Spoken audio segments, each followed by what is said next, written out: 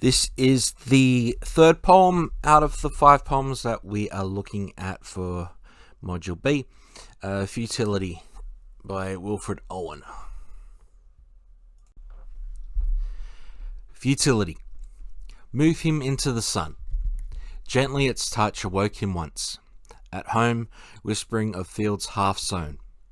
Always it woke him, even in France. Until this morning and this snow. If anything might rouse him now, the kind old sun will know.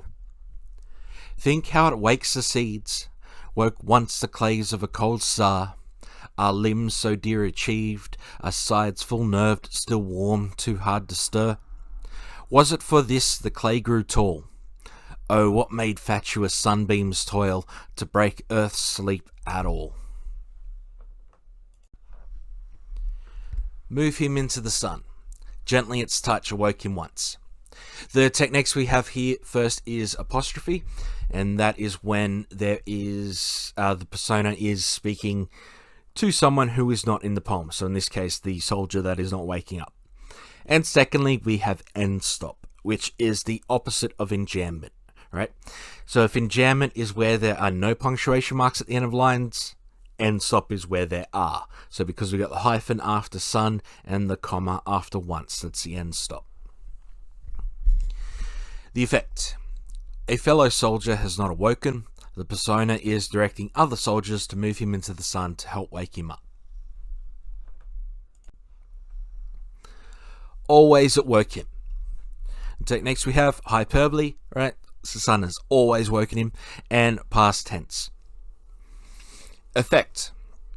This portrays the persona's reliance on the sun to wake his friend, and it establishes the sun as being symbolic of life, which is the main symbolism of the sun in this poem.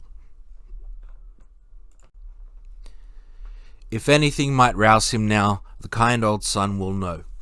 The techniques we have enjambment, so because there's no punctuation mark after now, we've got enjambment. And idiomatic rhyme. Now, obviously, we know rhyme where words rhyme, right? Similar vowel sound. And idiomatic rhyme is where words look like they should rhyme, such as now and no, but they don't rhyme because different vowel sounds. The effect. This illustrates how the other soldiers are failing to wake this soldier up. It emphasizes the symbolic link between the sun and life. Right? Everyone else is failing, but the sun will know how to wake him up. Think how it wakes the seeds, once woke the clays of a cold star. So techniques, we have the motif of the sun creating life, and we have circumlocution because the cold star they're talking about is Earth. The effect, it establishes the sun gives life to plants and originally the Earth itself. Our limbs so dear achieved, our sides full nerved, still warm, too hard to stir.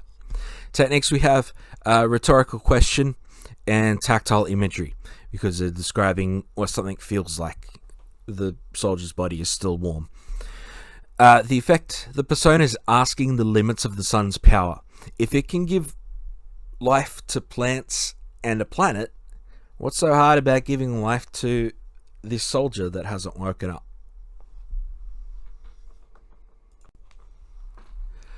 Oh, what made fatuous sunbeams toil to break earth's sleep at all?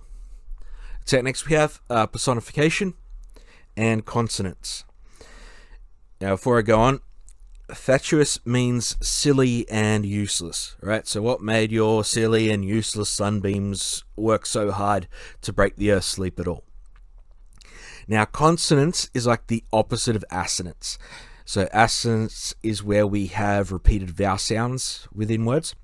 Consonants is where we should have similar vowel sounds, but they are different vowel sounds. So beam and earth, or beam, break, and earth, right? They all have the EA and look like they should be the same, but they are all different vowel sounds. The effect. The persona is questioning why the sun worked so hard to wake the earth and give it life in the first place.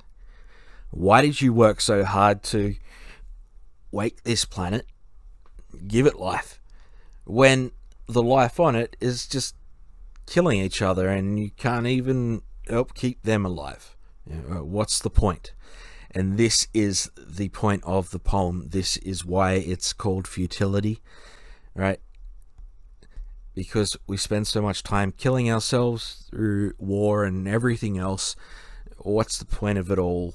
It's all pointless.